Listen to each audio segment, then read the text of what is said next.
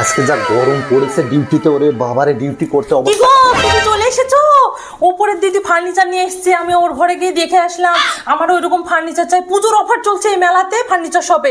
আর আমার দেখো না জামা কাপড় কি করে পরে আসে, আমাকে ফার্নিচার নিতে হবে, চলো এখন। আরে এখনই ডিউটি থেকে এসে প্যান্টটা চেঞ্জ করে আমি এইমাত্র হাফ প্যান্ট পরে আরে আমি কি হয়েছে, আমি আবার কি পরে আছে, হাফ প্যান্টে হবে, পুজোর অফার শেষ হয়ে যাবে তো। আরে এই মাসে টাকা পয়সা নেই, টাকা বেতন আরে কমাচ্ছে কি টাকা করে? পয়সা হয়ে যাবে। আরে নাই বাবা, টাকা পয়সা নাই। ওটা আরে টাকা পয়সা অফার নাই। শেষ হয়ে যাবে তো, চলো তো। আরে শুধু কি না না কি করে। লাগিয়েছিস? আরে চলো। লা লা লা লা লা লা। একজনের পৌষ মাস তো আর একজনের সর্বনাশ। কি অবস্থা! হ্যাঁ, টাকা নেই পয়সা নেই, দিলেই ভালো আর না দিলেই ভালো। আগে জানলে বিয়েই করতাম না। কি গো, কি গুনগুন করছো? কেমন কিছু না হয়েছে কিছু না, আলমারিটা ভালো হয়েছে, খুব সুন্দর হয়েছে, একদম দারুণ। তোমার পছন্দ তো? খুব পছন্দ। পছন্দ তো হবে, অবস্থা আমার খারাপ হয়েছে তো পছন্দ। হ্যাঁ? লাও তাহলে, আর আর কিছু চাইবে না, ঠিক আছে?